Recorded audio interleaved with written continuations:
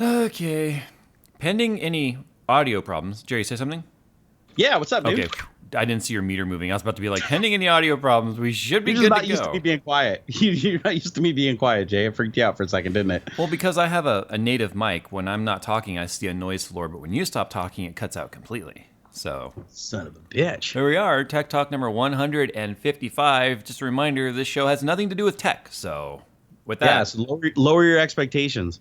and then wherever you think they're low enough, lower them even more. Lower them even more. All right. Absolutely. Running the intro. All right. Welcome to Tech Talk number 155. No new NVIDIA cards at GTC. What the fuck's up with that? That's stupid. I don't We're know. gonna talk about it, apparently. I'm busy eating my nuts in my mouth. Oh, that's okay. That's okay. Nothing wrong with putting salty nuts in your mouth, man. It's actually I pretty have healthy. wonderful roasted and salted almonds. They fit in perfectly here because they're roasted and salty. Yummers. Yummers. So we'll get to this topic eventually, but for the most Yeah, I part, think we're we just should going make to them hang wait out. for it. We should just talk about nonsensical bullshit for at least an hour. Like, And then like male pattern baldness. Jerry, do the men in your family go bald? Actually, we get widow's peaks. We don't really go bald. We just get that thing where it like goes back like 8 inches on both sides. I see. And you never lose the hair on the top and you never lose it on sides. You just get this like really wicked widow's peak thing. Sounds like an I don't island on think your I'm gonna forehead. get it though. I don't think I'm gonna get it because I think I got the genes from my mom's side. So I think I'm gonna have hair until I'm like 95 years old. But I don't think I'll live that long. Everybody told me I'm gonna die in my 40s. So Well, okay, then let me revise the question. Do the women in your family go bald? yes, actually. Wow. That's actually No, I something that feel I bad. didn't even consider. But yeah, no, my grandma had really thin hair. My mom had really thin hair. I mean, not bald, but like, you know, where you see scalp and stuff. So that's hair thinning is what it is. Hair thinning, yeah. They don't go completely bald. Yeah. We filmed a video today, guys, that goes live tomorrow. It's definitely worth watching. It's kind of on the shorter side. It's like a 7-minute video. I don't normally do videos that short, but we charged ourselves up with ESD and started shocking the shit out of a computer to see what happens. So, yeah, that's Sweet. What were you using for an ESD source, or is that top secret for the video? my butt in a chair. Okay. I thought you might have like went for balls out and got a Van de Graaff generator or something. Yeah, you one know, of those things they actually 1,000 use to volt. test ESD. Yeah, we're watching videos of that where they'll like they use a gun to like actually poke and prod at things with ESD. So We actually had one. We had one of those guns when I worked at Motherboard Computers because we just bought it at an auction. And we used to just use it for frying old electronics before we threw them away in the recycling bin out back, so people would stop like going back there and looting it. But yeah, no, it was pretty cool. It shot like a fucking lightning bolt out of it, a good probably 3.5, 4 inches, and you just drag it across shit and it would just destroy it. yeah. I forgot what I was gonna say. I was gonna say something and I forgot. It's almost the weekend. I'm checked out.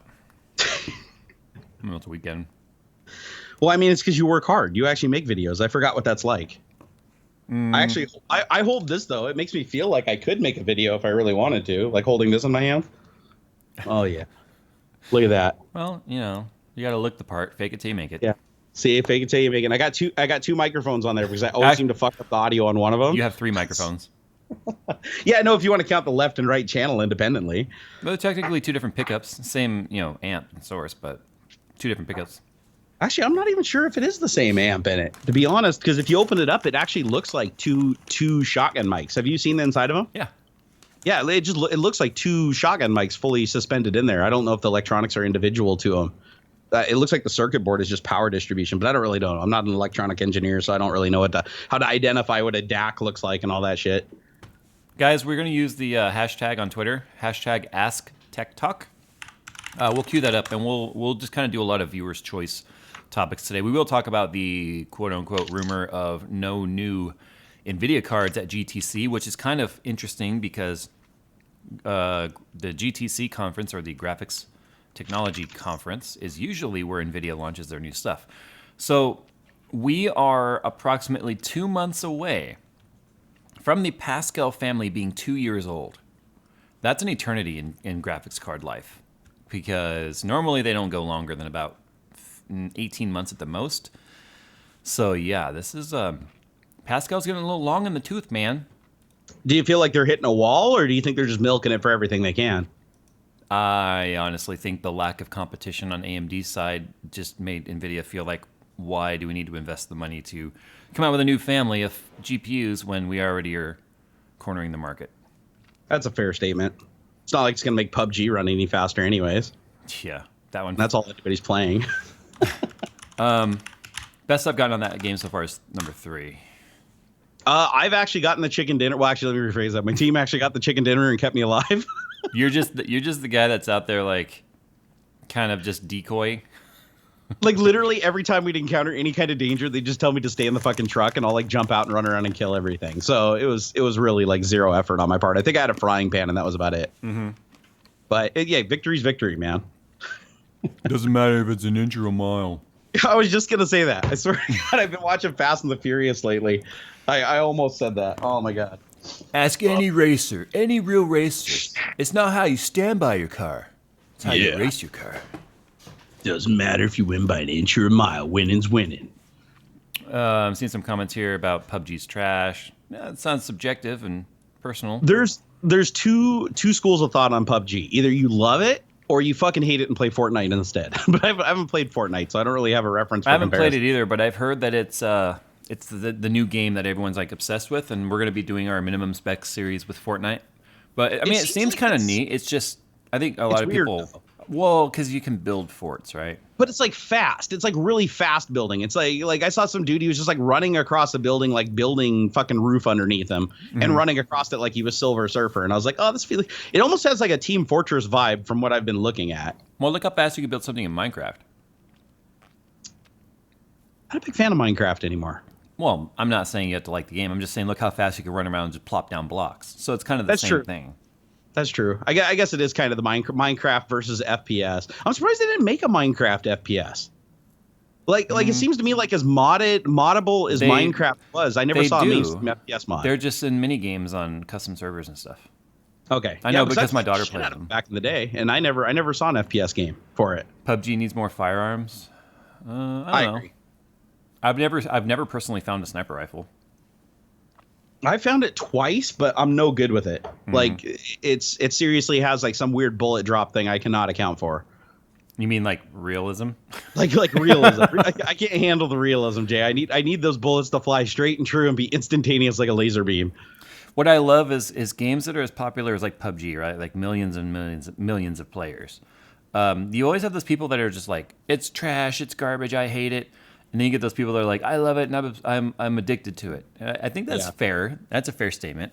But I don't know. It sounds like people are applying their opinion and trying to blanket statement it. And you can't do that. How dare they? You can't blanket statement an entire thing like, this game is entirely trash. Now, if you said, I feel that this game is trash, then that's a statement. But when you blanket or just like, this game is trash. Or people that always speak for everybody, that always use like say like we and us, and it's like, dude, you don't speak for everybody. Like, shut up. You barely even speak for yourself, bro. Yeah.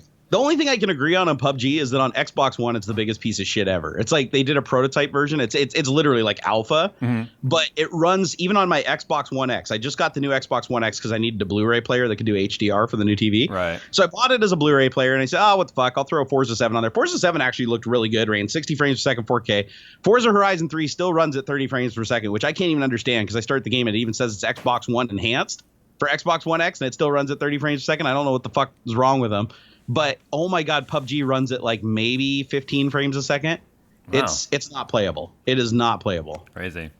Jason Christoph asks, how do you feel about an LS swapped 240, 260, 280Z? I feel that that's a lot of power to weight ratio.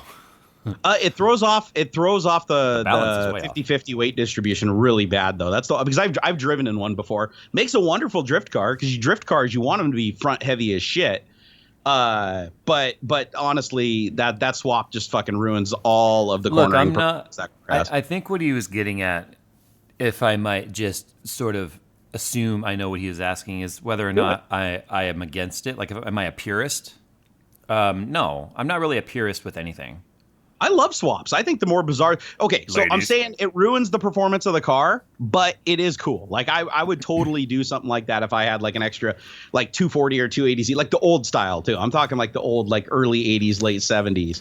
Throw an LS into one of those bad boys. I mean that's a fun car. I mean it'll smoke the tires off of it all the way through every gear. Not that long ago, I encountered a V8. I don't know what V8 it was, but it was a V8 RX-7. That might have been. You sure that wasn't an LS? Because that's a really common LS swap into the older It's possible. RX-7. I'm just saying I don't know specifically what was in it. I just know that it was a loping cam V8, and I was like, holy hell, that's not something you expect to see on the street very often. Yeah, because we got a guy up here at Exotics at RTC, the exotic show that we have here.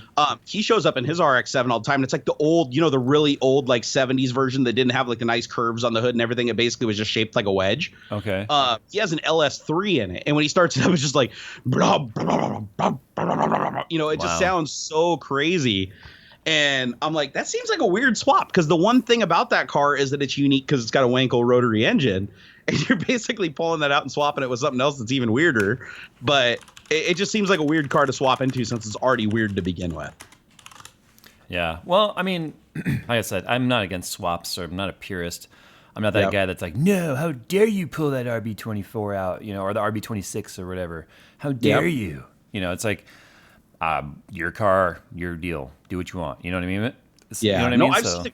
I've seen a guy who took and this is sacrilege, okay? So I still support it because I think it's cool, but I'm just going to qualify this with it's absolute sacrilege being a Subaru owner myself. The one key thing about Subarus, they're all-wheel drive, right? I mean, they're like rally cars for the street. I love Subarus because they play in the dirt.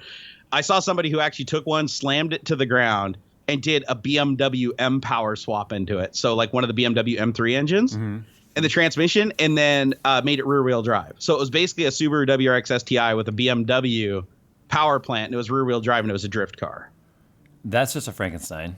It was totally a Frankenstein, because I'm like, that's a car that's, at least leave it all-wheel drive. But then again, I think doing a swap and keeping all-wheel drive is infinitely more complicated, because you have to get everything to line up with the half shafts and everything for the wheelbase. Yeah. But as far as making a rear wheel drive, all you got to do is made up the STI transmission to the new power plant, and then plug the front, where the half shafts come out for the front, just basically weld them so that side of the diff doesn't work, and then transfer all the power to the back. But I'd imagine that you'd if you didn't build out the transmission and the gearbox in the back, you'd probably just shatter the shit.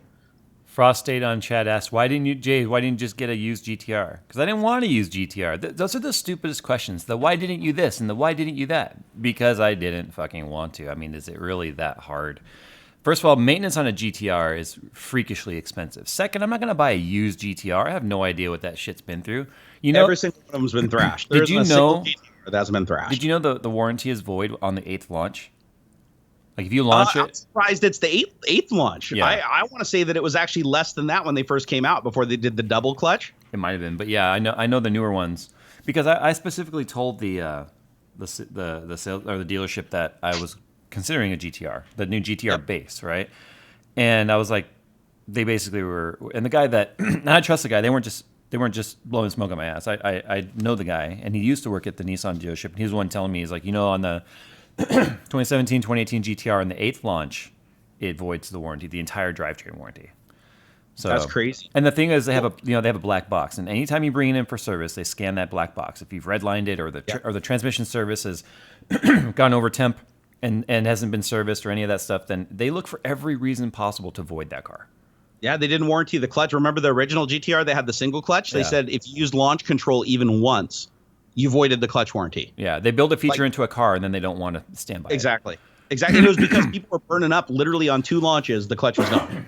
So on the GTRs. So on the flip side, my ZL11LE has a track warranty. I can take it to the track, and I can beat the shit out of it. And as long as I have not messed with the tune on the car, then they will warranty it. So I'm actually pretty impressed by that. Yeah. So because Ford's doing it, so they kind of have to.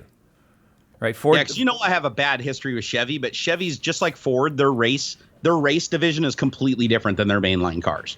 Yeah. I can't compare a Chevy Volt to your freaking Camaro. They're 2 completely different worlds in build quality inside and out. Hey, Wing Racer 16. If you don't want to hear car talk, then click the X, dude. No one forced you to get in here, so you can just piece the fuck out for all we care. Honestly, browsers have an X, man. No. You got to say the trademark thing, Jay. What? You got to say I don't give a fuck if you unsubscribe. Go ahead. Is that my trademark? I don't give a fuck. That's your trademark, dude. Oh, because of that video? Yeah. Oh, yeah. That was funny. So hard when I saw it. I don't care, bro. Hit unsubscribe. I don't care. Jay, are you getting sick? I'm on the edge of sick because my youngest has been sick for like 2 weeks with this stupid cold going around here. And I've been on the edge of feeling like I'm gonna get sick, but not actually sick. So it's like my voice sounds a little scratchy and stuff. But other than that, like I don't feel sick, but I do feel like I'm everything is my autoimmune system is just like doing everything it can to not. So I'm on the cusp of either about to get really sick or about to not. You know what I mean? Yeah, I still got a little bit of a cold going on that's been lingering for about 2 weeks. My wife had to go to the doctor today because she's had a chronic cough for like the last 2 weeks. And I was like, you got pneumonia, go to the doctor. And they like looked her over and they're like, nope, your lungs are fine. You just need Flonase. So she went and got Flonase today. And then Xander was sick in December. So it's been just going around and everybody to school sick. Like I wish parents would stop sending their kids to school so sick. Oh my God. You go up there and it's like every kid is just hacking up a lung. Yeah. And you're like wondering why everybody's getting sick and why we got the freaking bubonic plague running around. Stranger asked, why is Jay so pissy today? Because I have to deal with stupid comments like yours. Jay's not being pissy. This is normal Jay. How long have you been around? I don't know. This is normal Jay. Like I didn't even know a difference. I actually thought he was being pretty chipper today. I'm a little low on energy. I do feel like I need some caffeine, but whatever.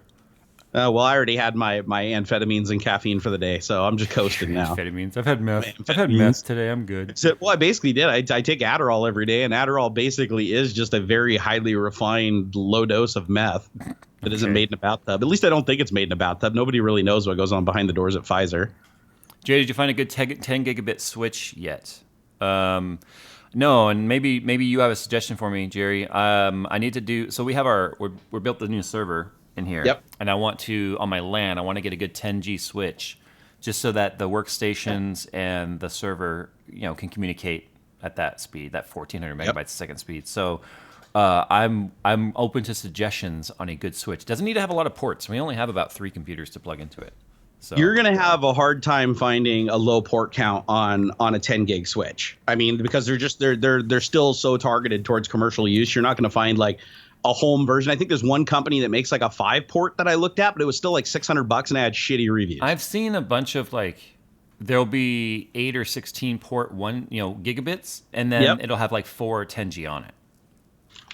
Yeah, let me see which one I was looking at, because I need one myself, and the only reason I haven't gotten it yet is just because of the price. So it's 100. Hold on here. No, sorry. What is it? 1,000 base T. I'm not entirely too concerned with the price if it's good. Does that make sense? Right. No. I mean, if you're willing to spend like about $1,000, I know Dlink makes a rack mount one that's like baller that has like a 5-star rating. Yeah. I mean, I don't want to drop a couple grand on it because I don't need anything that extravagant, but there's got to be something. It's 10 gig base T. There we go. Come on. I mean, a lot of people keep saying Ubiquiti. I've been trying to talk to Ubiquiti, but they are incredibly unresponsive, so I've kind of moved on to a different brand. They're really good for wireless stuff, but other than that, I'm not really like excited about their stuff. But like Dlink, here's the one. Actually, no, that got shitty reviews. It's kind of funny. Normally, Dlink is not really synonymous with high quality, in my opinion. Linksys has failed me. What was the other brand I had? I had Linksys, Cisco, Netgear. No, Netgear. Yeah, Netgear was the worst. Netgear was absolutely the highest failure rate I've ever had in my house. The D-Link stuff worked really well, though. I still have D-Link switches throughout my whole house, and I've never had one fail in 10 years.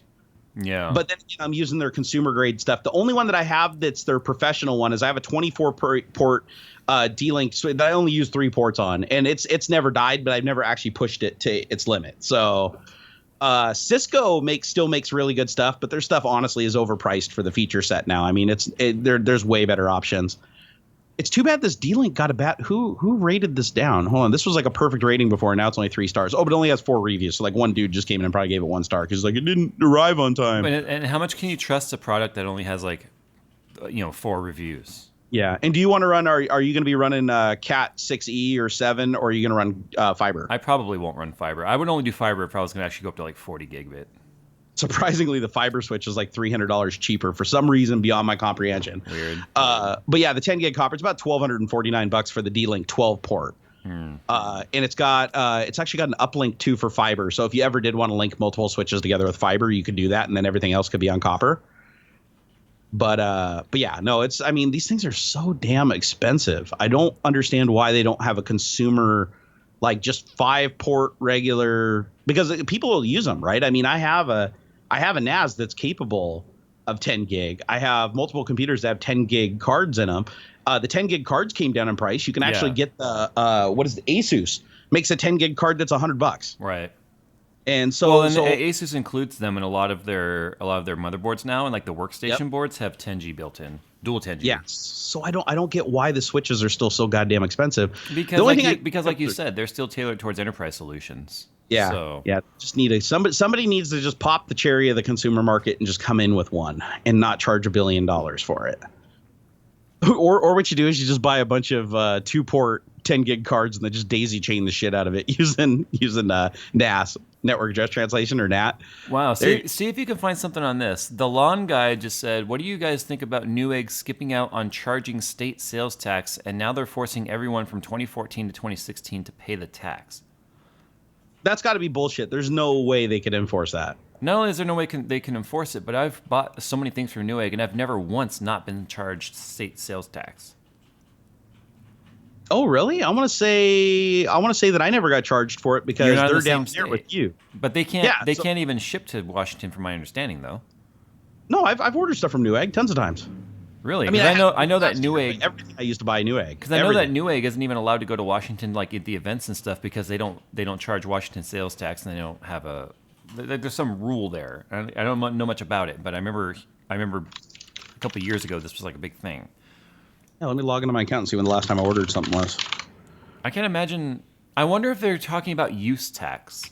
There's a difference between sales tax and use tax. For instance, when I bought my FS5, it was from Oklahoma, and they were very adamant, like, okay, look, we're not charging you sales tax, but you very well could be charged a use tax, which is very similar to a sales tax. It's just more of a flat rate that handles state to state.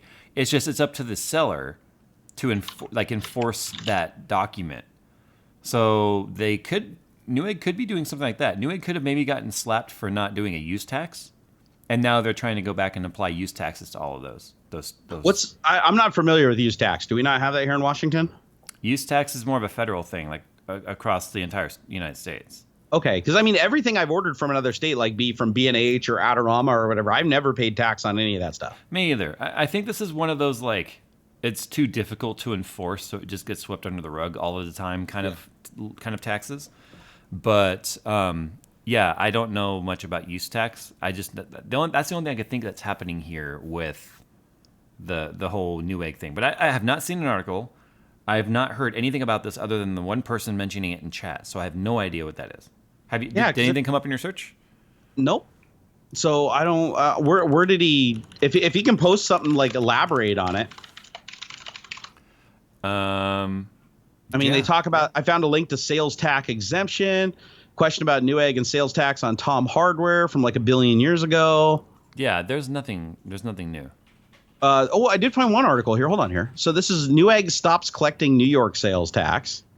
Consumer electronics retailer Newegg announced Friday, but this is back in 2008, that they're no longer to comply with the New York state law requiring the collection of online sales tax. Oh, are some states instituting a rule that you have to pay sales tax even on online purchases? Is it possible that that's like some new thing that some states are doing? Because it looks like New York has, according to this. It's possible, but I don't know. I mean, is there a statute of limitation? How can they go back to 2014 and just be like, oh, you owe taxes for all your purchases this year? That doesn't make any sense. And even if they did come to me and be like, you have to pay this, I'll be like, fuck you guys, transaction's done, man. You can't come back like, a year later. Well, I mean, the IRS can. I mean, so I guess if they want to do this at the IRS level. I see a lot of people saying, I wasn't charged tax and I live in this state, blah, blah, blah. So here's the way it typically works. And this is why you probably have to get charged tax in Amazon almost anywhere you buy Amazon, because they have so many distribution centers now, right? Yep. If you are buying something from an online site and if they have a distribution center, brick and mortar, or even an office in the state in which you reside, they have to charge you the local sales tax, regardless of where it's like shipped from. So correct. if you live in Oklahoma and you buy something from Newegg, and let's say Newegg has an Oklahoma warehouse, even if it doesn't come from Oklahoma, let's say it comes from their Texas warehouse, they still are going to charge you the Oklahoma sales tax. That's the way that it works. So I don't know, maybe something like maybe I have no idea, but I can't find any article talking about this. No, I haven't, and I haven't bought anything from Newegg in a year, but last year I bought a ton of stuff from Newegg, and I didn't pay taxes on any of it. So in Washington, at least. Right.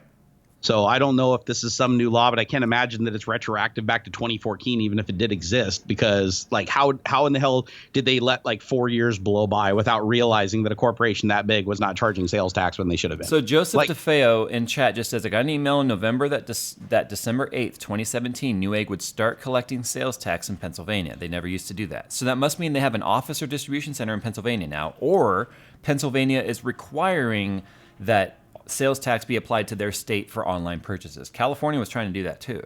So it's one of the two. They either have a location now in Pennsylvania, or Pennsylvania requires the sales tax to be applied to online purchases. Either or. It also sounds like Newegg shouldn't be allowed to ask for that money back if they're hit with a penalty from like the IRS for not collecting taxes. That's on them to pay it. I mean, I guess they could try to duke you into paying for it, but I don't know how they could, because that'd be the equivalent of you like buying something that they put the wrong price on and them calling you back and be like, oh dude, we were supposed to sell you that motherboard for $20 more, so can you give us another $20 or mail it back? I mean, they can't do that. Yeah, they can't go back. I mean, there has to be an applicable date. Yeah, so if you get some email that's like Newegg strong arming you to pay a bunch of back taxes and shit, like click this link and pay us $8,000 in sales tax, I would probably talk to like your local like law enforcement or something and see if there's any if that's an enforceable law. You know what this okay, so I'm sure people have noticed over the last decade there has been a huge push to online purchases, online sales. It's a bigger deal than it's ever been. I disagree. I buy everything locally. Everything. Liar. I have seen your box collection. Dude, everything in my house is made in China, even the boards on the floor. So anyway, so what's happening is these states are realizing like they're not getting their sales income tax or their sales tax because people are buying stuff from out of state. So all these states are scrambling to try and collect money somehow, some way, because, you know, they need more money. It wouldn't be a big deal if they actually spent the money they get, you know, and actually accounted for it. It wasn't like California where they're like, oh my God, we need to fix the potholes. We are drowning in potholes. Like LA specifically. We have so many potholes. It's terrible. We need to raise the price of gasoline 10 cents and add a 10 cents county tax or whatever on it. And then they get the money and they get the millions of dollars for it. But then they pop it in the general fund and then they don't fix the streets. And then 2 years later, they're like, oh my God, we need to fix the streets. The streets are so bad. We need to raise 10 cents. Like, it's just a perpetual thing that keeps happening. Nobody pays attention. It just keeps sliding by. Hey, Derek Sauter just messaged me on Twitter and he said, are there any don't miss items to do while I'm in Redmond, Kirkland area? He said, I'll be there later this month. I just replied back saying, go spin on the Microsoft campus sign. Tell them to take a video. Please, Derek, if you're watching right now, please take a video of you spitting on the Microsoft sign off of 148th in Redmond. I will retweet the shit out of that. Yeah. I'm not butthurt at all, though. I'm glad Microsoft laid me off. Makes me happy. So Zero Flaming says the State Department of Revenue are sending out collections for it, not Newegg. Newegg provided transaction records, though. Oh, okay, fuck. So in that case, you might be screwed because that's actually the same as being audited by the IRS. Basically, you're being audited by the state. I guess, yeah. Well, that fucking sucks. Because what if you're somebody who has bought like, I mean, God, from 2014? I mean, there's people that have probably spent $20,000, $30,000, $40,000 in Newegg over the last like 4 years. That's not ridiculous. If you're always building like new PCs and stuff, what are they just going to come after them for $4,000 in taxes? Like that's just ridiculous. Yeah. Yeah, they bet if they do something like that, they better offer like a payment plan and shit like that. Like that's I kind of want to keep my eye on that now because that's scary. Because is that shit going to start happening everywhere? Anything can happen anywhere that these 500 men out in the Capitol decide they can do, regardless if it's legal or not. I'm so sick of the political landscape right now. Oh my God. It's not just the U.S. though. It's jacked up all over the world. It is. It is. You go to Canada, all you hear about them is bitching about the government. You go to England, all you hear is them bitching about the government. So, I mean, the funny thing is, Canada has the same problem as we do, where they're like completely polarized over like half of them hate Trudeau, the other half love Trudeau. Mm-hmm. You have the guys that are like, oh man, our universal health care up here is badass, but then the other half are like, fuck it, I broke my knee and my surgery's in like 7 months. It's like, there's so many different sides because like here, yeah, insurance is stupid expensive and shit, but at least if you need a surgery on something, you can pretty much guarantee you're going to get it in like a week or two. Up in Canada, it's like, no, you unless it's life threatening. I mean, your knee's blown out. It's like you're done. Like you got to wait fucking half a year to get anything. Steve Ward on Twitter used the the hashtag Ask Tech Talk. Would it be a good idea to trade a 1060 to a 980 at no cost? I don't think so because a 1066 gig is about the same speed as a 980 already. So if you already have a 1060, just keep it. It's more efficient. Speaking of graphics cards and stupid pricing, I'm just going to tease my next little giveaway campaign since I'm such a giveaway show. Oh my god! I actually acquired graphics cards to give away. That wasn't easy, believe it or not. Yeah, I heard those are kind of in short demand. Had nothing to do with cryptocurrency at all, though. Just so everybody's clear on that. Yeah, had to do with all the damn gamers. Why can't those you guys? damn gamers stealing up all the cards. Why don't you stop gaming? That way we can do our mining. So I'm giving away a 1060, a 1070, and a 1080, and possibly a 1080 Ti. And it's going to be a worldwide giveaway. So I just was like, I want to give away some cards. And why aren't you giving away yours? Because they're mine, and I'm keeping them here because I'll never get to replace them. So, honest answer. That's Jay's retirement at this rate. like the price of graphics cards are going up in lockstep with Bitcoin. So like pretty soon it'll be like 1080 Ti is going for $32,000 right now. But I'm keeping a little ledger here of the people click and dislike on the stream and the people saying stupid stuff in chat, and I'm just going to DQ them. So. Yep, disqualified, man. That's how I do. Yep, don't be a dick. Don't be a dick. Best thing YouTube ever did was actually allowing us to see who clicks like and dislike now. But oh, no way. Where do you see that? It's in the Creator Studio. I'll show you later. Oh, sweet. Oh, I'm going to have some of that. That way you can always tell when people are just being like, dicks to your face, but then behind the scenes they're like applying for all the little giveaways and stuff. So oh, this is going to be fun. Best thing they ever did was implement that. Now if we could just anyway. So anyway, you want me to write a script that just auto bans everybody that gets disliked? No, shadow ban. Shadow ban. Don't even let them know they're banned. Just hide them. Yeah. Oh my god. That's Where do you enter the giveaway? Blitz, it hasn't even fucking started yet. Jesus Christ. Vultures. GPU vultures. Can I enter your giveaway? Because I need another 1080 for Bitcoin mining. Can I enter your contest, please? How about a couple Titan X's? A couple Titan X's would be fine. Do you got any Titan V's? I heard those are pretty quick. Surprisingly, no, I do not have one. I was like, I'm not gonna buy that. Stupid. I'm not gonna buy that stupid. How much are the V's going for now? The Titan V's? Well, did they suffer from the same bullshit? No, they were already $3,000. That doesn't sound like a very good investment. Stupid. No, but I mean for crypto mining, if a 1080 is costing you like $1,000 now because of the inflation, you might as well get something that mines 6 times as fast, for 3,000. Yeah, but I don't think it mines 6 times faster though, right? I think Adam was showing that his compared to my system with the 2 Titan X's in it, he was beating my score by almost double with 1 Titan V. Yeah, but it's more than double the price. True. It's 3 times the price. Well, I don't know. What does that Titan XP go for now? Well, 1,200. So the $1,200. So yeah, a little over double. It's like 2.5 times. So I guess it's still not very cost effective. I don't know, I guess. Okay, so speaking of graphics cards, let's talk about that. So rumor has it that GTC, which is normally the, Adam, or not Adam, but you said Adam and I got stuck in my mind now. Apple always has their, GDC or their Worldwide Developer Conference, WDC, whatever it is. And then that's usually where they would launch the iPhone. Then they started holding their own press conferences later. Well, GTC is the same for graphics technology. And that's usually where AMD and NVIDIA and all of them will show off their newest creations. And that's apparently not happening this time around. Rumor has it, and the only reason I'm even able to talk about this is because I don't have an NDA with NVIDIA right now, and I don't have any information. Otherwise, I wouldn't be able to talk about any of this, so if that gives you a timeline. Rumor has it we're not seeing anything till Q2, like late Q2, when it comes to NVIDIA graphics cards. And then the rumor that I've been listening to locally is that it may even get pushed back farther. Interesting. It's very unlikely that it's going to be Volta core or Volta, stacked RAM or any of that stuff, simply because of manufacturing costs. And given the current state of graphics cards, I don't even know how this launch would go anyway. I'm surprised they didn't just shill it like they did with like the Star Wars cards and like do like another movie themed card, like what's that Ready Player One's coming out. I'm surprised they didn't do like a Ready Player One edition LED RGB backlit card that's the exact same and costs like $5,000 more. They're slipping, dude. Yeah, I mean, so if we can't even manufacture graphics cards fast enough now, I mean, allegedly, to keep the pricing down based on demand, I mean, the moment a new gaming card comes out, I just see the problem persisting, don't you? Yeah. No, and the thing is, cryptocurrency, I did some more research into it. I thought there'd be a good way for them to cripple it, like basically not create CUDA variants of the cards. Mm-hmm. And the thing is there's already open source libraries that bypass CUDA and use the floating point API directly. So yeah, so that went out the window. So even if they had made a card without CUDA, it wouldn't have stopped cryptocurrency at all. Alpha Hive 78 says they're going to wait for AMD before they stomp them with a better card a month later. For a while. I absolutely positively don't believe that.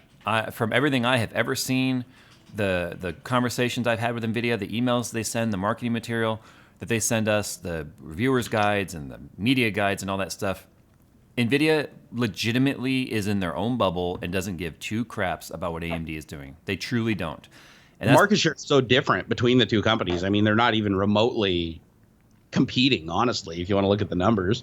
Right. And AMD says the same thing. They say they're not concerned or interested with what NVIDIA is doing. I don't believe that because I think that they're always playing catch up with NVIDIA, so they have to be, at least cognizant of what the market is doing.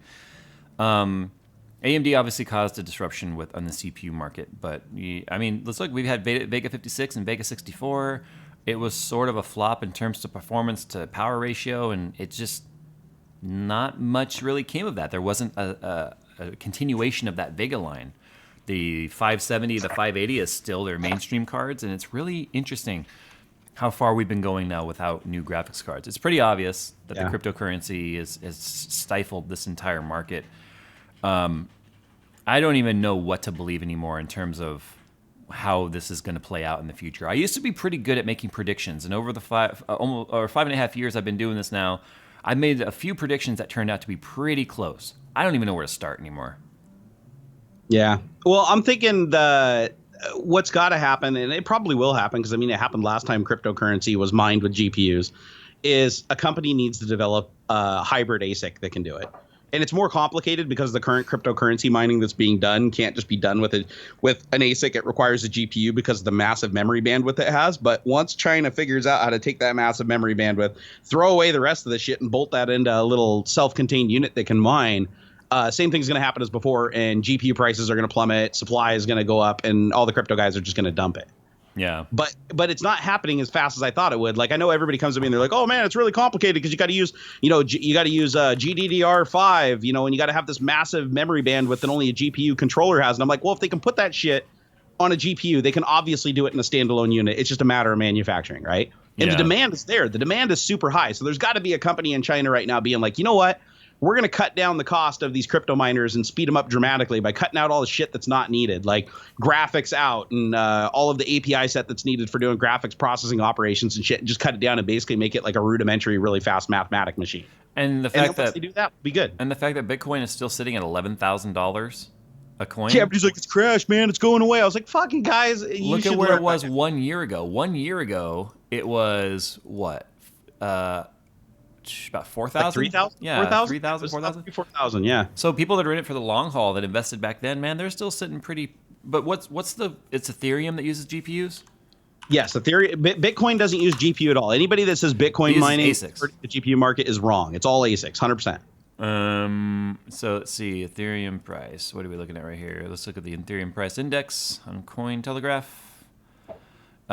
It's pretty flat right now, which is a good thing. For investors. I don't mean a good thing for Ethereum. That's actually pretty par for the course, but it did have a drop. Did you see the drop that happened around February 6th? Yeah, I see that. But look how fast it rebounded. Oh yeah, it popped right back up. And I mean, even at its peak, it was only at about 1,200. So you could argue, 800's a lot less than that, but that's common for cryptocurrency. And the way cryptocurrency works, guys, is it's a self-balancing algorithm. The whole point, because they borrowed that from Bitcoin. The way Bitcoin works is as soon as supply outweighs demand, then difficulty on the network goes up and it makes it harder to get more Bitcoin so that demand will start going up and the supply will start to drop. And it constantly, if one of the three legs of the currency, the demand, the supply, or the cost change dramatically, the other two elements automatically shift to bring it back into balance. Yeah. Like if you look up Bitcoin, like watch my Bitcoin video. It's really old now, but it still explains pretty much how it works in detail. It basically says that the way that the blockchain works is It's basically self-healing. Anytime something happens or any catastrophic thing happens, it readjusts itself. And the difficulty goes up exponentially the more people that mine. So every time more mining equipment enters into the algorithm, they're still giving out the exact same amount of Bitcoin every, hour or whatever, but they're only giving it out. So the more people that are mining, the harder it is for them to win that. And the lottery gets more and more difficult to win. Like more numbers get added to the lottery card, basically. Yeah. Basically, GPUs became a money-making tool, which is why they're so expensive. And based on this whole, see, everyone started screaming that the bubble's crashing. Yay! Oh my God, prices are going to come to normal. No, no. This is still a volatile market, but a market that is here for the long haul, nonetheless. So, I am legitimately concerned about the future. Because there will be an ASIC, though. Like, it'll be a hybrid ASIC because an ASIC alone is going to do it because it needs that crazy memory bandwidth. But I guarantee you that there is enough demand for it now, and the supply of GPUs is dropping to a level where it's no longer advantageous to buy the GPUs to mine anymore. They are going to have to create this ASIC. And the first company that does it is going to come to market with it and make a killing. The same thing happened when, was it not BitPower? The guys that make the S3 and the S5. Bitmain? Is it Bitmain? One of the companies that created the first ASIC that mined Bitcoin back when it was GPU mined exclusively, these little ASICs were like tiny little USB thumb drives that you plugged in that mined faster than the fastest GPU and cost like $50. Overnight, everybody abandoned the GPUs and moved to those. Like it was like instant. Yeah. So I think we just need that to happen. And the only way that's going to happen is if GPU prices go up to a level where it's no longer profitable for miners to acquire the cards at those prices. And it's going to starve the market enough for them to go and research other alternatives. And it is more. The scary part is for what Jerry is saying here, guys, is that price can go much, much higher before that happens. True. Very true. Because right now it's still profitable. Even at 1080, if you pay $1,000 for a 1080 at the current, it's like 1,300 or 1,200 right now. Okay, so let's say $1,200. Well, that's actually probably getting close to the limit. But once you get to $1,200, just think about it. At the current difficulty and profitability of Ethereum and the cost of Ethereum, you would easily be able to mine 2 Ethereum at $800 a coin on that thing in 6 months. So you're basically going to pay for the graphics card, get like $600 back. So it still does need to go up quite a bit. Yeah. But it will. I mean, that's how supply and demand works, right? I mean, the price will just keep going up until it's at a point where people just will not pay that price anymore. They'll back it off a notch, and then something else will come through that'll relieve the pressure off the market, and then the GPUs are just going to plummet. And then the company, I mean, it's going to hurt NVIDIA and AMD dramatically because they're going to go overnight from getting $1,200 a card to them being worth like only pennies because so many of them are going to enter the used market instantly. I mean, I have to admire the creativity of this. But it just really sucks that it's a crossover, platform that is affecting so many things. But the shortage. But I will tell you this. So when I did my video about cryptocurrency, is it ruining games and all that stuff? This is a domino effect. You have your game manufacturer or your game developer company. I said manufacturer. We mill games here. We CNC gaming. So anyway. You have your game developers, you have your game publishers. Let's leave EA and all that aside with regards to what you feel about EA. But you have your game developer, and all of them. If their game is a new title that people can't run because they can't afford to buy a new graphics card in the last 2 or 3 years. Right? We're going on about 2 year. We're going about 2 years now that the pricing of graphics cards has been volatile because of this. So you start to get to the point where your hardware is becoming antiquated and you can't run the newer titles that you want, or you may even fall below the minimum specs, and you can't buy or enjoy the new game because of it. There's a domino effect. Sure, you can't game, but you also the developers their titles aren't doing so well. They don't get the funding. Their investors. Yeah, there's a domino effect. Sure, it's a very extreme one that I'm laying out right here.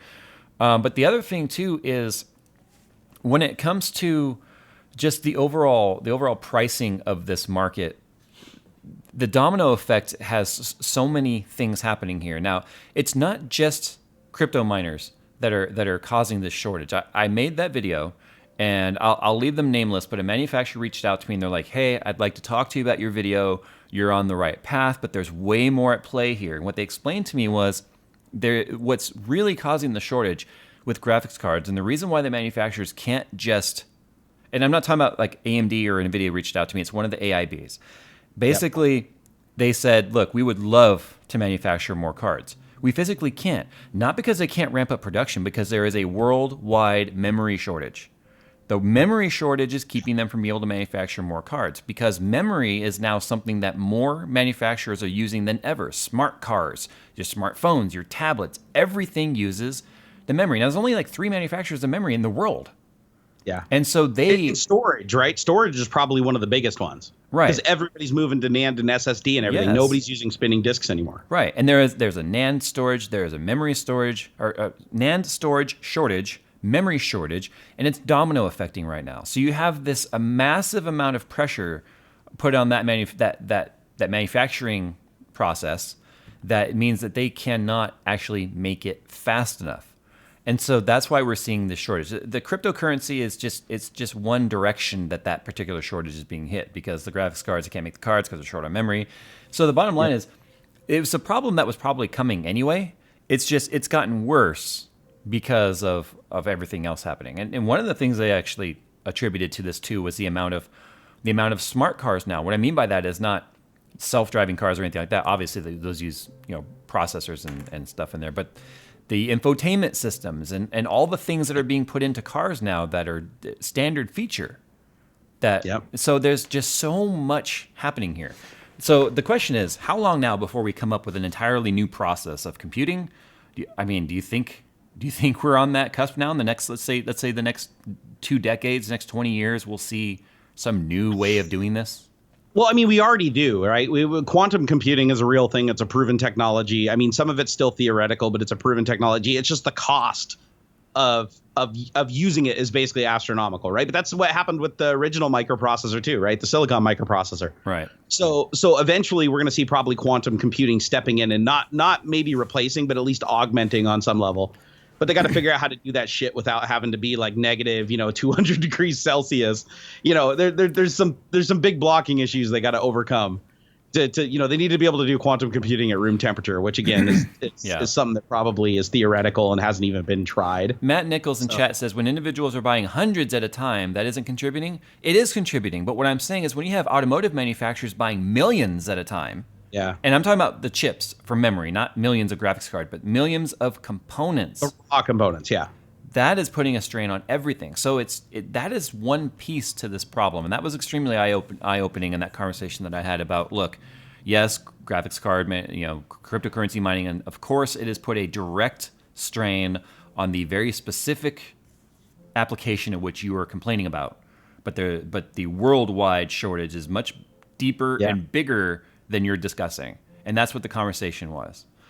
You know what? You actually called out another problem, and that is even if they are successful in creating an ASIC. Actually, I think you may have inadvertently answered the question as to why there isn't a hybrid ASIC for mining right now.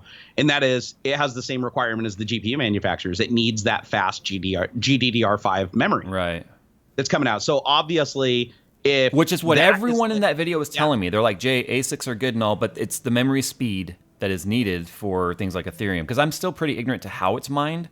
I just followed more the stock market, the stock supply problem than the actual how it works. Because how it works I thought it made little difference to me, but obviously that plays into the entire thing. So that was ignorance on my part. And speed. It's all about memory size and speed because it's all about lookup tables. All the mathematics involved are done through randomly generated tables in memory that then you have to look up and prove your work. So basically think of it like just putting a billion Excel documents every second into memory and then processing them to get an answer out. So it's not a lot of like you can even lower the speed on the GPU, the GPU, and it's not really going to affect the performance of it at all if you can trade it off for RAM speed. It's all about the RAM speed. And then but comments like this, like JW Dickinson says, yet they still seem to not be expanding manufacturing in fear of something of the market crashing, so they'd just rather have an incredibly high margin than just making more fabs. Maybe he wasn't here when I said it. They can't make more. There is a worldwide RAM shortage. They can't. I think what he's talking about is more manufacturing facilities that are capable of creating it from raw elements. But okay, are we talking about GPU manufacturing? No, just the memory modules. Like you said, there's 3 manufacturers of memory in the world, right? They're not tapping out their manufacturing now because of the raw process they're manufacturing is what's in shortage, not the capability of the fabrication.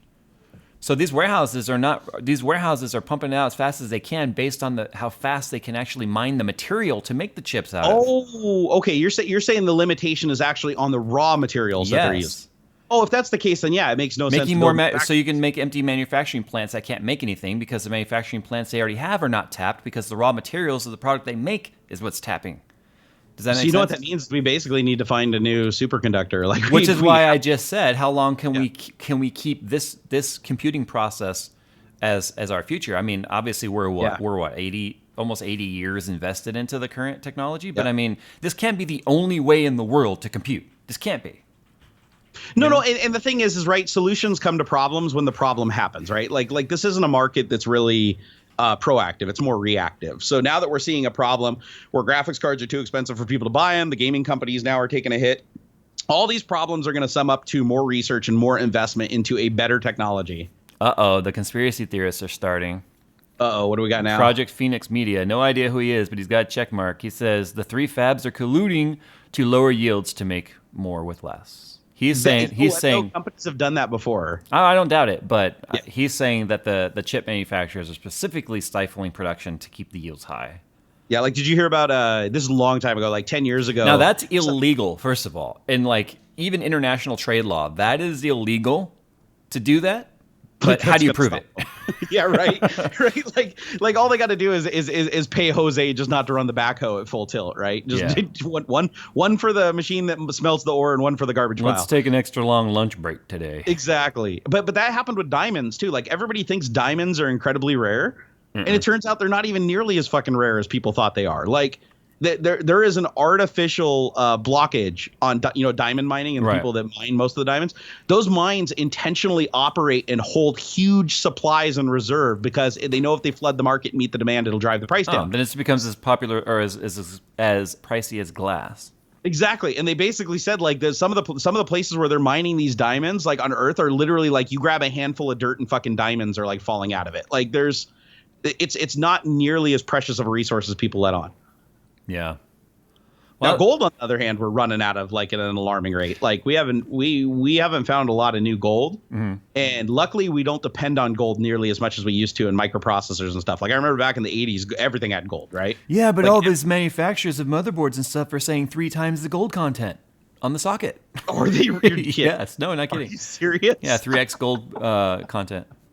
Because all the pins are gold plated, so it's 3x though of like 100 millionth of a gram or something. Well, okay, so Linus did a video when he was in Taiwan that was very fascinating. When he was there for Computex last year, I highly recommend everyone go watch this video. It was super interesting. He basically did a tour of those recovery plants that take all the old PCBs and everything, and they melt them down and actually recover the gold content out of it. And he was even holding like a giant gold brick, just like a solid, chunk of solid gold. Yep. He was like, I'm holding like $40,000 worth of gold right here in my hand that was recovered from recycled PCBs. Yeah, there's a guy on YouTube who just does it in his garage. He shows you how to like extract the metal from it. And what he does, he takes smartphones, old like Nokia smartphones, and he breaks them up, literally like takes pliers and stuff and busts them into little chunks, puts them in a beaker, dumps this acid compound in there. And the acid compound basically turns the gold into a liquid. Basically, like it like dissolves the gold. And then he puts it through a set of filters. What's that? I was telling Carson I love him too. So anyways, he takes this material and he pours it through this filter, and then all the gold sinks to the bottom, and then he adds this shit to it that basically reconstitutes the gold, and then he smelts it in a fire to separate it from whatever the binder is. It's like a huge, long process, but the dude does it in his garage, and he said like a single smartphone from the 80s has about $15 worth of gold in it. So if you did that on a large scale and, you had, 100,000 million or whatever Nokia phones that were just destined for a landfill, I mean, that's going to be a lot of gold, right? Yeah. Yeah, I mean, because if you look at Linus's video, he shows how there's Codys just... Lab. Huh? Sorry, Marco said Codys Lab. It was Codys Lab. I remember the YouTuber that did it. That guy's cool, actually. He drinks like heavy water, deuterium and shit to like show people it won't kill you Jeez. in certain amounts. He puts his science where his mouth is. Like the dude literally like almost commits suicide every episode to show you shit ain't dangerous. In the Linus video, though, they showed how it was like a giant warehouse full of boxes and things, like bulldozer level of PCBs that they're just like scooping into these vats and like melting them and all that stuff. Yep. Crazy. And secondhand stores just give the shit away now. Like you know how secondhand stores used to sell like CRT monitors and stuff? They don't now. They won't even let you like donate them. You take it there. They're like, nope, take it to the recycling facility at the dump. So there's just piles and piles of these, and you can literally drive to your local dump and they will just give them to you. Like nobody wants them because it takes a very specialized set of equipment to be able to extract the ore safely from it. Yeah. So how many facilities are there really that have that capability to do it efficiently enough to make it worth it? Yeah, I mean, it's just funny how many businesses arise from like even waste, right? You're dealing with waste, and suddenly here you are now like reclaiming precious metals. He had to go through a lot of clearance to do that video, just to have access to the gold. You know what I mean? I believe it. Yeah. I watched that video. I was like, oh my god, this is insane. Just the amount of reclaimed precious metals. I mean, there's a lot of silver too in the manufacturing of this stuff. Precious metals are a pretty safe investment. I mean, it's nice because it's an investment into something tangible that we know that there is a limited supply of.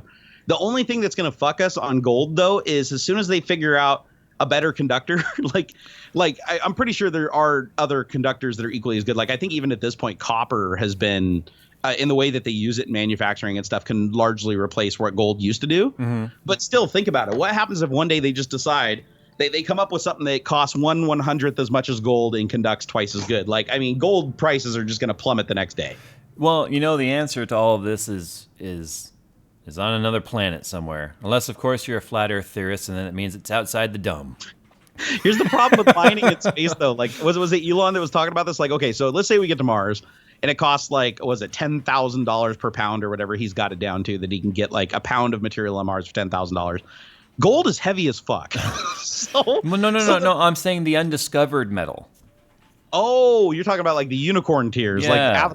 like an Avatar. Was it the unobtainium? Yeah, whatever the newly undiscovered will solve all of our problems metal is. Mm-hmm. It's out there, floating around on a rock, orbiting. And they're going to bring it back, and like 1 gram can be stretched to make 5 billion motherboards or something like that. And it turns into a different material based on the amount of resistance of electricity you put through it. Kind of like Batman's cape. Oh, exactly. And if you snort it, it gives you a boner for 4 hours. No, 4.5 hours safely. Hey, it's all in the dosage. All in the dosage, man. It's all in the dosage. But I mean, like I said, though, you depending on what you believe, it's either outside the dome or it's just floating around us. So yeah. You know.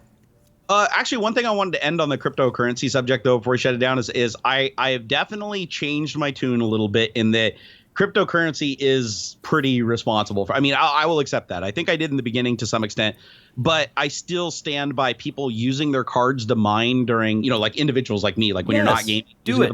I still completely stand behind that because that's the only way you're going to offset this price. By you not mining and refusing to mining, you're not making a stand. You're not making a political stand that's going to kill Bitcoin. If anything, by you not mining, you're actually helping to drive the price up because you're dropping the demand by not participating. If every single person out there that had a fucking GPU started mining their ass off during every idle cycle, they would drive the difficulty so high on the Ethereum market that it would probably end up pricing the cards out. And do you know how many people accuse me of being that white knight running around? I am not going to mine on my cards because that's not what they're for. No, my cards have a different purpose for me here in this business. I agree with you entirely. If you have the cards already and you can make money, then do it. My problem has always been with the companies that are building mining farms, buying 500 cards at a time and working out these backdoor deals to buy the cards before they ever become retail available. They're definitely getting them cheaper than everybody else. Because I can tell you right now, I don't know a single crypto miner, like dedicated crypto miner, that's paying retail for cards. Yeah, I mean, they're not. So, it's all backdoor deals. Let me ask you this though: has there actually been a definitive test on how much life reduction there is on your card when you're running at 100% in the downtime like that? Not that I know of, but here's the problem. Memory has a finite number of reads and writes. Yes. It does. It absolutely does. It's just like an SD card. If you guys don't know this, if your SD card exceeds the number of read writes or whatever, the card becomes quote unquote software locked, and your computer will think that your card is locked if you're trying to write to it. But you can read from it. And we actually experienced that not too long ago. Yeah, because you can't. The problem is you can't recover a bad sector on a NAND based or memory based disk. You can on a physical disk because it just gets weaker magnetism, so you can usually recover data if you keep reading it over and over and over again. But with SSD, when that sector's dead, it's dead. So like you said, what's that? Oh, sorry. No, I was talking to Nick. Oh. So anyways, on the SSDs, yes. If a sector hits, what is it, like 100 million or something read writes, then they basically lock it. It's done, and then your disk basically develops bad sectors. Sorry, I was having a conversation with Nick behind the scenes. We're gonna time someone out in chat. Oh my God, what did they do? Did they do something bad? It's someone in our Nissan challenge group saying Subis are better than Nissans. They are, though. You're gonna have to time me out too, Nick. Nick, can you time me out? Hey, can I time myself out here? I want to see if I can do this. Hold on. I don't think you can. Is it / timeout or? I don't know. I just right click the name and do it. Yeah, let me do this. I'm gonna right click me. Here, I'm gonna test. Okay, there. I'm in chat. Let me right click myself and see if I can time myself out. Test. Come on. Oh, all I can do is remove my comment. I can't time myself out. Nick, see if you can time me out. No, I'm doing it. Do it. I want to be the one to do it. Particles Nerdgasm got timed out for 300 seconds. And you are. And here we go. You are timed out. Baby. Woohoo! You're timed out. Oh, but it didn't say it in chat. Yeah, it did. It did it for me. It just doesn't show you. I think. I didn't see it on my side. Here, let me try typing something now. Here, test. Let's see your test. Hold on. Shit. My mouse stopped working. I did that too. Oh, I think my USB hub came unplugged. Hold on here. Let's see. Is my mouse back? Yeah, my mouse is back. All right. So let me see if I can type something. Test. Oh, Burn! You've been put in timeout by the owner of this video or moderator. Please try again later. Hey, Project Phoenix Media, don't try and talk cars. Evo bigger than Subaru. That should be Mitsu better than Subaru, you noob. You know what? I'm going to tell. I love Evos. I drove an Evo 9, and it was an impressive. Let's face it, it is not a rally car anymore. No, it's not a rally car. It's way too fucking sophisticated to be a rally car. But I'll tell you what. Like, anybody can drive an Evo fast. Anybody. Anybody can drive any car fast. You fucking turn the wheel and you just stomp on the gas, and the thing just like figures out how to get you around the corner. It's like, what's the fun in that? Your car does the same thing on the dirt. No, my car you steer with the back wheels. Like the front wheels have no. So it's a forklift. What do they say at Dirtfish? The front wheels are just for influencing the steering direction. They don't actually commit the steering. Yeah. No, Subaru's understeer like a bitch. I mean, you can correct it though. Like I talked to a guy who showed me how with the sway bar setup, if you put a really stiff sway bar in the back and then put like a soft sway bar in the front, you can actually get it to oversteer. I'm conflicted. Jason Van Patten just donated $100 to tell me to time this out. I dare you. You can't time out a $100 to time him out? No, you can't time out a super chat. Yeah, you can't time out a super chat, so I can't. Like when you go into super chat, it goes into a different thing, and when I click on it, it won't let me time you out. So. But hey, I mean, credit where credit's due. Thank you for the $100 though. Appreciate it. Thank you. That's pretty sweet. You're a good man. Hello, donation dare. Yeah, I can't. It won't let me do anything with it. Weird.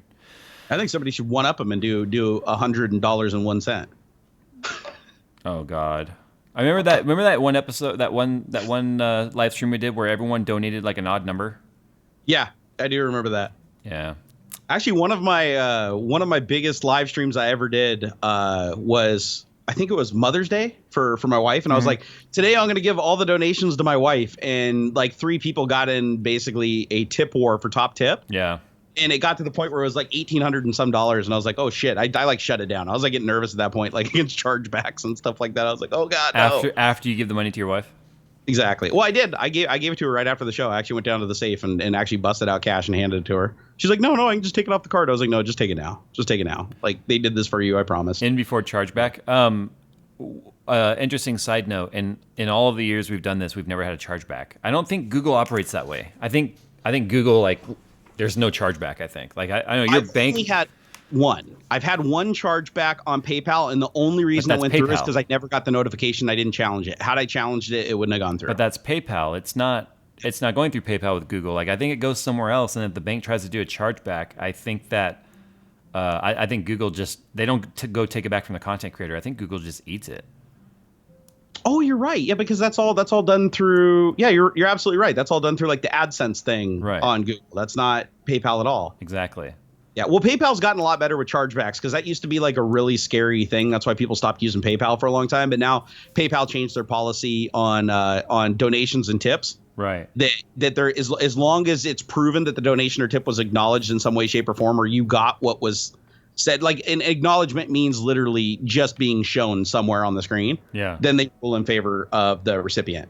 Oh. Now, I did have one guy accidentally tip $1,000 when he meant to tip $10, and I went and like refunded him immediately. Like I went into the PayPal dashboard and said, nope, cancel this transaction. It was an accident. Yeah. Do you remember when Woody's Gamertag got a $10,000 tip from a kid that was like logged into his dad's credit card? It wasn't one tip. The kid was tipping for like 6 months. Oh, geez. It added up to like $10,000. He was this top tipper of like all time. He had all the access to the servers. He had his own private server. Basically, it was all services, right? Like he gave him all the services. And then, I think his dad found out or something about it. And so went back into the system and challenged the entire thing and charged him back. He took him to court and actually won. I was waving at the camera vigorously, and then a train horn went off. It scared me. Yeah, It's like I can't respect people that do that. Like honestly, if I even had a guy once tip and then charge it back and in the chargeback note or something like that, he said, "I just needed you to see my message." I was like, "Well, then why are you taking it back?" like don't do that. That's cheating everybody else out. There's more like big donations coming, guys. There's no reason to donate. There's really no reason to donate. Please don't. But Bazinga X says he's already rich, and I'm basically like poor, but I'm okay. Bazinga X says American muscle cars beats all rice burners, and he is the challenge. Nice. And hey, is the challenge met? I own a 370Z and a ZL11LE Camaro. So where do I reside in this argument? You're gonna be all for American because you basically got the one American car that can go around a corner. Like that's the one. That's unfair. That's unfair. You got one of two American cars that can actually go around a corner. The car that's like just as fast as a Hellcat but can turn too. Exactly. Not my car though, because it's a 6-speed. It's slower in a straight line than the 10-speed Z01, but that's okay. Yeah, I was actually surprised though. The Hellcat. I went and looked at the Hellcat lap times for Laguna Seca. They weren't bad. Like actually, that car. No, but the ZL11LE holds the 4th fastest time in Laguna Seca though. Oh, I believe it. It beat every single McLaren except a P1. I think it even beat the Dodge Viper. I think that was the one I was telling you, the head-to-head. I don't know. Oh no, sorry, no, it wasn't the Dodge Viper. It was the hot Corvette. The ZR1.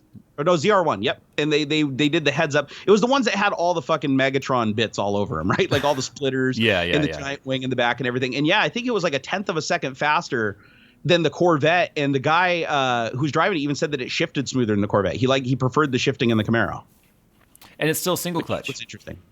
The automatic that shifts just as fast as a PDK is a single clutch. But oh wow! But how did they do that? I don't know. Some voodoo magic shit. But GM and Ford collaborated on that transmission. So yeah. Oh, fun fact for all you car lovers out there. I found this out like a couple of years ago, and I'm still shocked that it's actually true. A lot of the foreign supercar manufacturers like Aston Martin, Ferrari, Lamborghini, they actually license a lot of their suspension and braking technology from American car companies. Yeah. Ferrari's magnetic dampeners that they use on their cars actually owned and created by GM. Jason Christoph says, I firmly believe no replacement for displacement. Well, that's why I have a 376 cubic inch with a 1.7 liter supercharger on it, sir. Unless you go back to the first Dodge Viper that had an 8 point something liter engine and it only had 450. Yeah. But the funny thing is those because they're so undertuned, like if you send it to Hennessy, all they do is put a supercharger on it with bigger injectors, a fuel pump, and then they have to put one brace underneath it, and it basically bumps it up to 1,100 horsepower. Yeah. And they call it like the King Snake or something. Same transmission, everything. The thing just like is so overbuilt. The auto can't downshift like a PDK. That makes sense because you don't have a second clutch waiting to go. You don't have basically 2 gearboxes in one case, you know. Yeah, I think that's the thing with the double clutch, right? Is you get the speed on the upshift and the downshift because it's basically doing it. The computer's matching the revs, right, between the clutches. So it's like dead smooth, whereas in a single clutch, you're going to get that. But I like that. Don't you like that bump that you get when you shift, like where it kind of like slams you in your seat a little? I mean, I know it's not perfect for downshifting in a corner and shit like that, but sir, I have not ridden in a performance automatic vehicle in a very long time, so I don't remember what that's like. Oh, it's basically electric smooth. You don't even feel the gear change at all. I just know PDKs and other dual clutch cars. It sounds like they fart every time they shift. Like, And that's all I know. Oh no, I take that back. I guess I drove the Aventador, but I only got to drive that for like 10 minutes, so it was kind of hard. Is the Aventador dual clutch? Yeah. I'm pretty sure. Is. Okay. I'm pretty sure if for $500,000, it better fucking be. No, Lamborghini is known for doing weird shit Really? like that. Yeah, let me see here. So, Aventador. Guys, we got 20 minutes left in this stream. This is, not that we haven't just been BSing this whole time. This is the wind down section where we just kind of chill about whatever we want. Usually about cars, and we usually roast each other and whatever. So, let's see here. Is it dual clutch? Let me see if I can. Now find this it might here. surprise the chat guys, but I subscribe to the car mentality of drive what you love and love what you drive. I don't really care what you have, and you shouldn't care what I have. I know that's rare.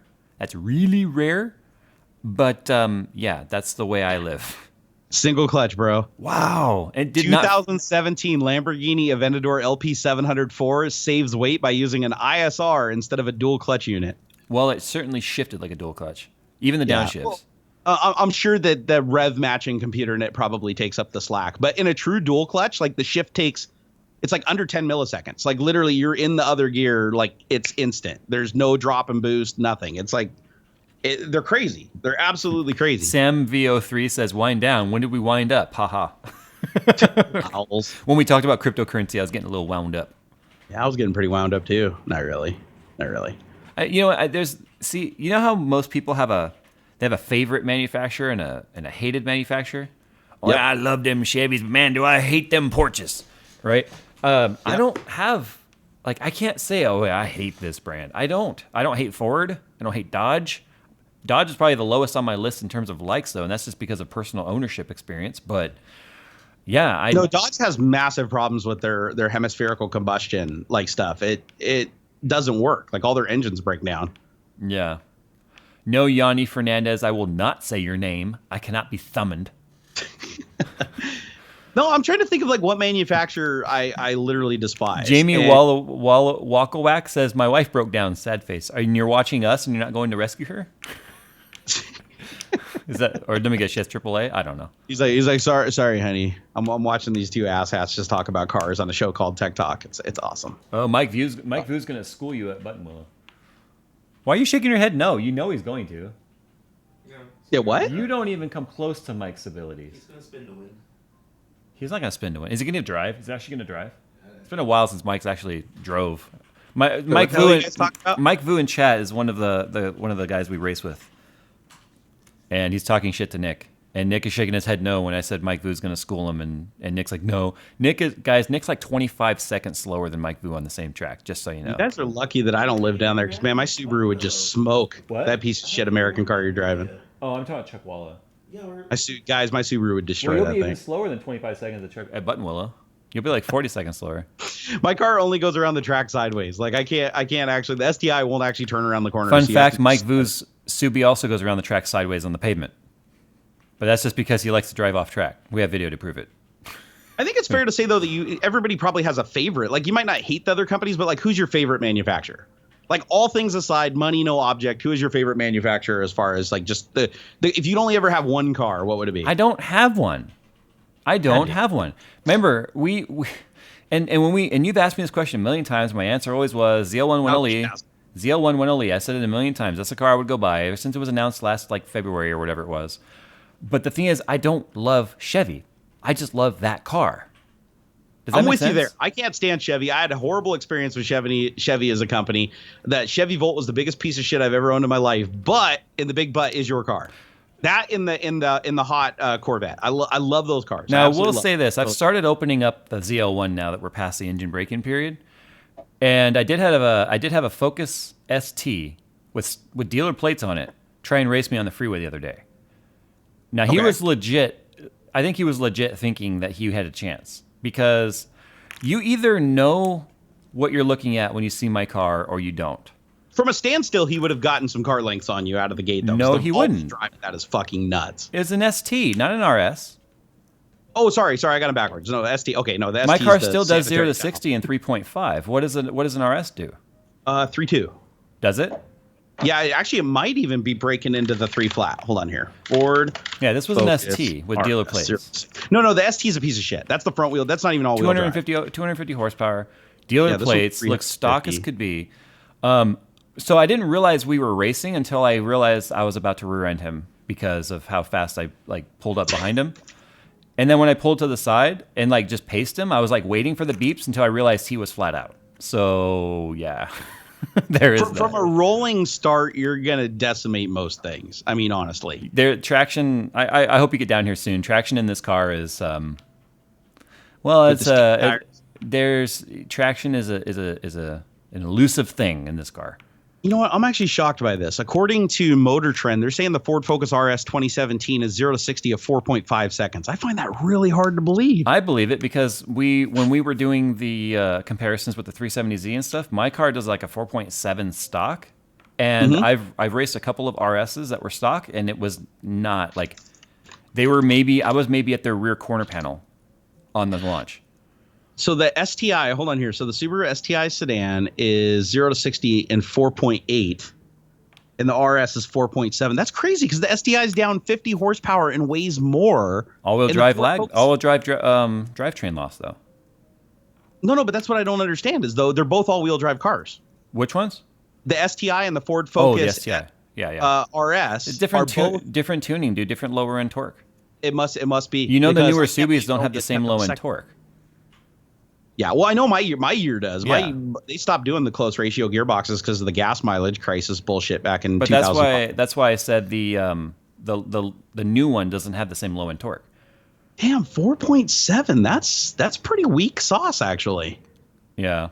That's got me for 350 horsepower, 350 torque, and a car that weighs what 3,000 pounds. Now look up the ZL11LE performance times.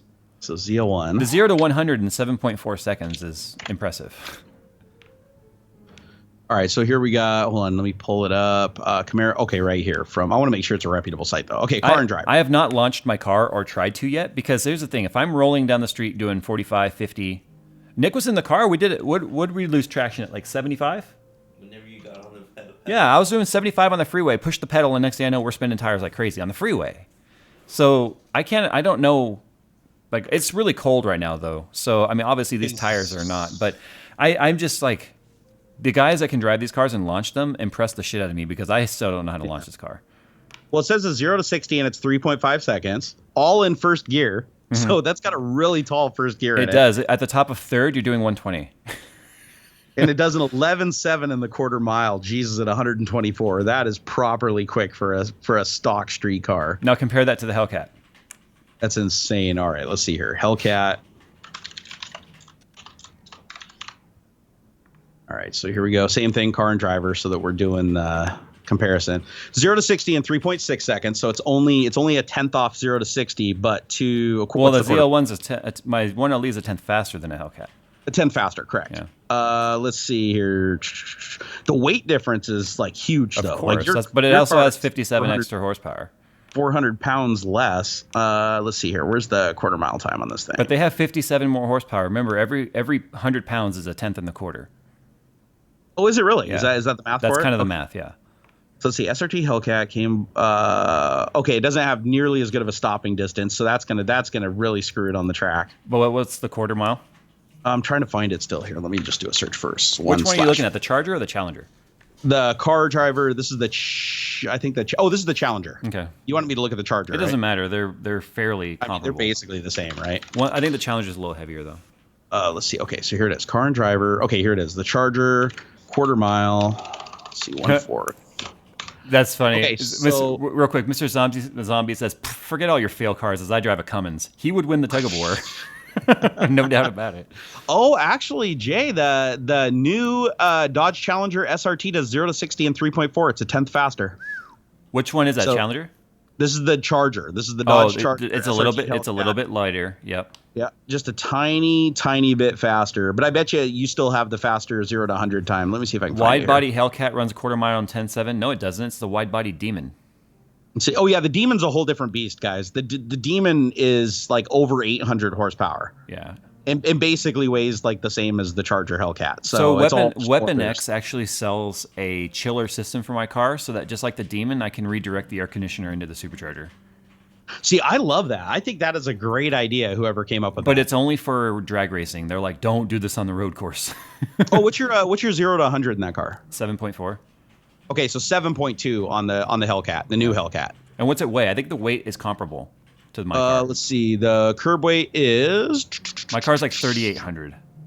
4,550. Yeah, so that Charger is rightfully fast. Like the Challenger, I'm faster than. The Charger, though, I think a lot of people write off. The Charger is the faster one. You know why it's faster though? It has nothing to do with the way it's the transmission, because you're manual, so you're going to be losing speed between shifts. This is the 8-speed automatic. Well, then compare it to the ZL1 10-speed auto. Yeah, let me see here. So see, I'd much rather have the manual. Not to mention, I can only have a manual. The 1LE only comes in a manual. Tanner's Tanny RS asks what size tires on the 1LE. The fronts are 305, the rears are 325, and it is the Goodyear Eagle. Is this Goodyear Eagle F1 Supercar 3R? You're at 2018, right? Yeah. Okay, so yeah, your 0 to 60 is 3.4, so it's a dead match. 200 mile an hour top speed, quarter mile 11.3 seconds. On the ZL1 10 speed? Yeah, this is for the ZL1 1LE. Now the reason why my top speed's much slower on the 1LE is because of the aero. Like I think my car tops out at like 194. Yeah. But your cornering speed goes up pretty dramatically, so it's still fast. It's going to be faster around a track. Yeah, of course. I'm just saying the ZL1 10 speed is just damn fast. It's crazy to see it just killing the Fords though, because the Ford Mustang Shelby GT350 is 3.8 seconds 0 to 60, and so is the Shelby GT350R. But they're also down in the 500 horsepower range. They're lighter cars though, aren't they? I think so, but they have significantly less horsepower. Actually, no, that was the manual. Hold on. Let me look up the auto. That was actually the. Let's see here. It was a 10-speed manual on the ZL1. Yeah, for the ZL1. It's 10-speed. 10-speed auto, right? Yeah. Okay, hold on. I got it now. Here we go. Oh wow, actually slower. It's a 1/10 of a second slower to 0 to 60 because it never gets, because your car, the manual does 0 to 60 in first gear. This one has to shift. Yeah. So it's you're actually, and 0 to 60 is what I like more than anything. But my car is also incredibly inconsistent. It's really easy to jack up the launch, but on an automatic, it's really consistent. Now my car has, and I didn't even know this because when I'm breaking in the car, I wasn't going around hooning, right? My car has a factory line lock. I have also 3 different like launch control modes: quarter throttle, half throttle, 3/4 throttle. I can also control the RPMs at which the like when it stops feathering the gas and all that stuff. But the fact that it has a factory line lock is insane. And actually, a lot of the Fords have that now too. Oh, really? I didn't know that. Yeah, it's for drag racing, because you can basically pull up into the trap and just smoke your rear wheels without having to coast your front brakes. It's kind of funny because I'm still in the mindset like my Z, where it's 380 or so horsepower, according to the dyno corrected, 380 horsepower, NA V6. That's a bit on the heavier side, has a slow transmission. Like the manual shifting in the Z is very notchy. It's very gated. It's not a quick, like the ZL1, man, it's butter smooth shifting. It is insane how fast you can shift that car. But I still drive around with this mentality of like, that STI might give me a run for my money. When I'm in the Camaro, I'm like, wait a minute. No, unless he's put like 50 grand into that car, well, probably not 50 grand, but unless he's put at least $20,000 in mods and stuff in that car, he's probably not going to keep up with the ZL1, especially in a roll. But I still don't drive around thinking to myself, I have one of the fastest production cars on the planet. It's weird. Like, I don't think that. And to be fair, even the STI, if you did, because I know somebody who has a 500 horsepower STI, and I'll tell you right now, it can't do that all day long, and it will break. I mean, it's there to get them reliable at 500 horsepower. You have to do like a Cosworth block that's been sleeved and shit, and then you're getting into like third in a transmission with dog box. It's gonna be way too much. Isaac, whatever, says Tesla will smoke all those gas cars. Tesla absolutely will smoke to approximately 100 miles per hour, maybe a little bit lower or a little bit slower than that, until the Roadster's out. Roadster is what he's talking about, probably. Even the P90D with the Ludicrous and all that stuff. The faster cars like we're talking about, not necessarily the ZL1, but like the Demon and all that stuff, reels them in every single time.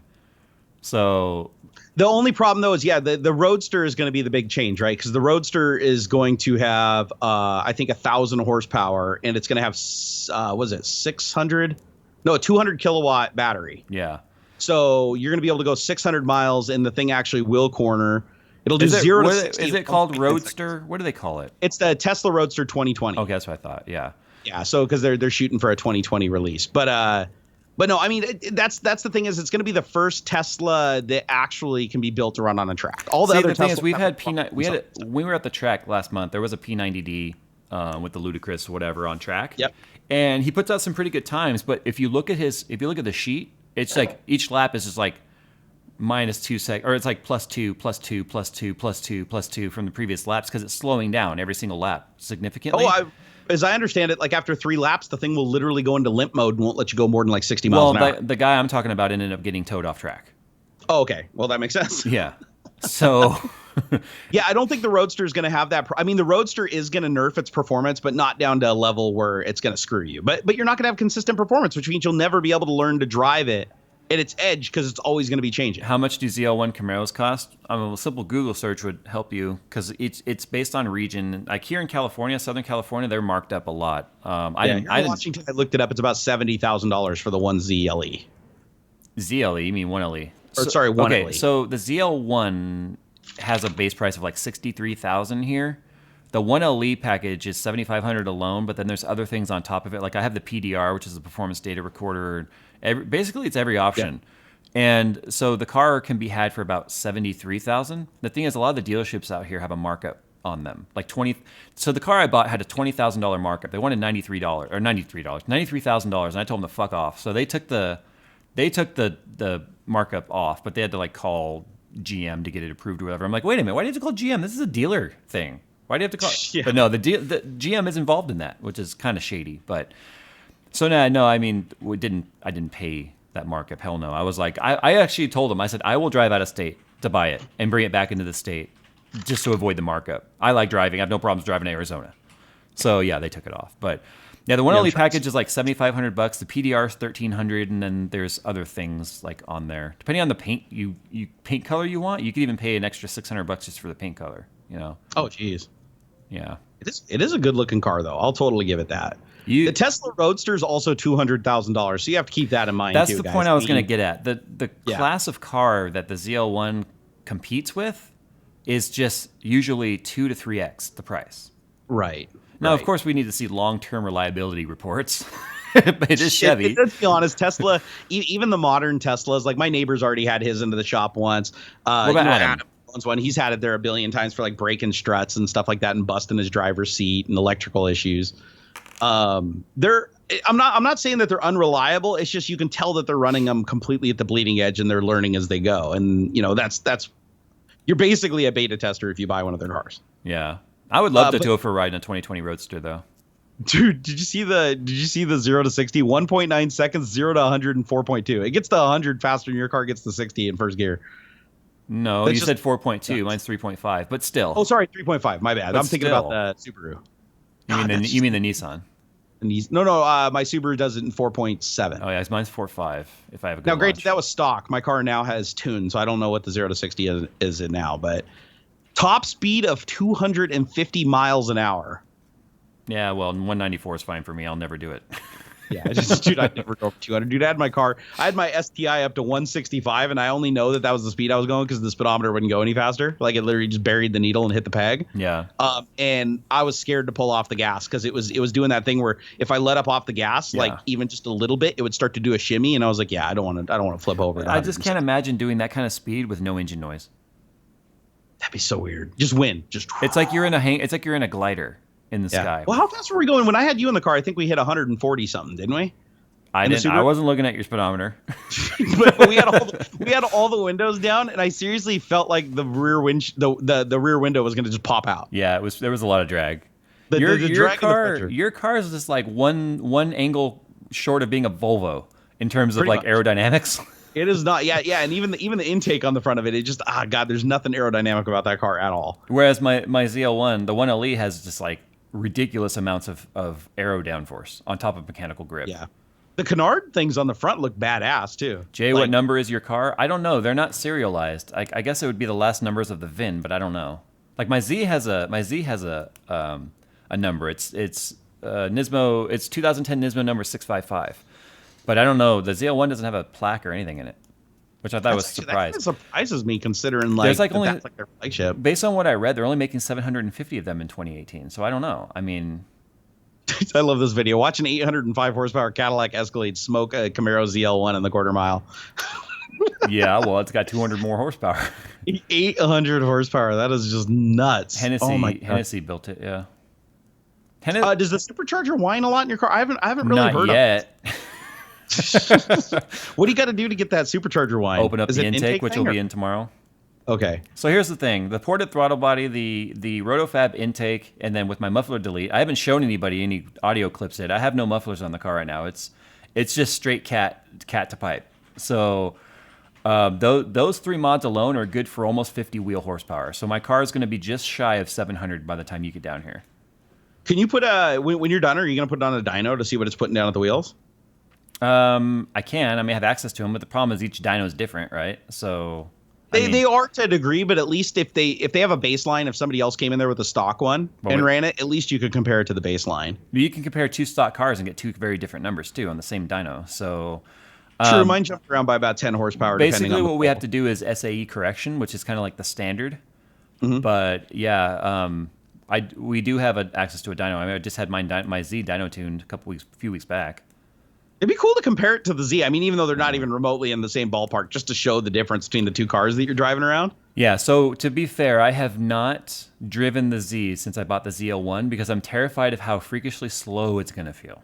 No, it's gonna too. It absolutely. But let me tell you why I haven't driven it. I'm taking the Z to Chuckwalla on the 18th of this month. Okay.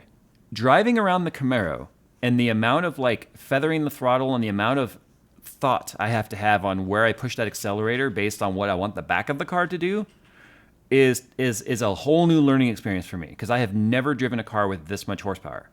Yeah, because you can usually just floor it and you're gonna hook up. And you felt the car; it's all grip. The Z. Yeah. So by the time I'm ready to go to the track, by the way, my 4-point safety cage was just freighted today, so it should be here in time for me to put in just before the track day. But the amount of power loss I'm going to feel hopping in the Z is going to probably make me feel so much more confident in the car than last time I drove it on track. Yep. I'm expecting to see my times come down even farther because everything's going to feel like slow motion.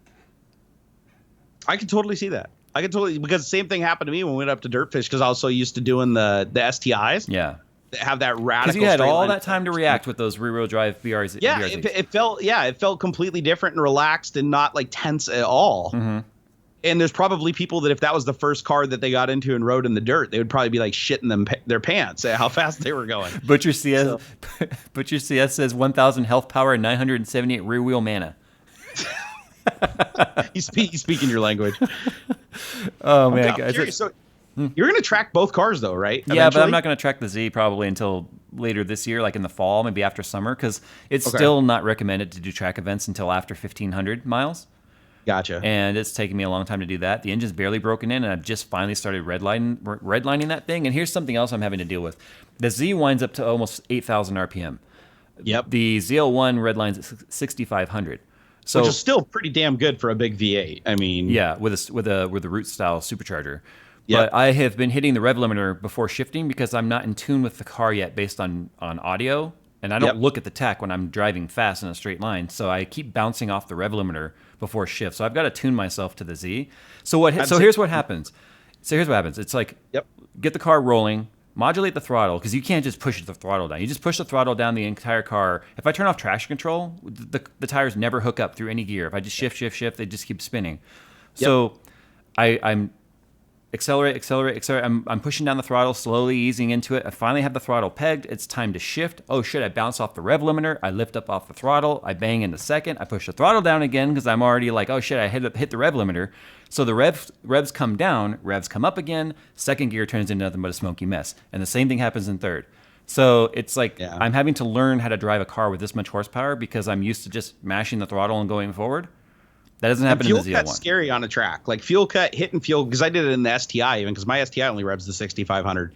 And you know, when you downshift and you peg it and you hit that limiter, oh my God, the car just wants to do a nosedive, almost like you grenaded the brakes at high speed. And I'd imagine your car probably does the same thing. Yeah, now Nick was in the car with me when we actually got the car to hop.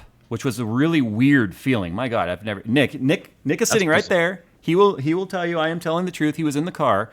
The tires were spinning, but they heated up as they spun. And right when I let off the throttle, it slowed them down enough to where they finally got grip.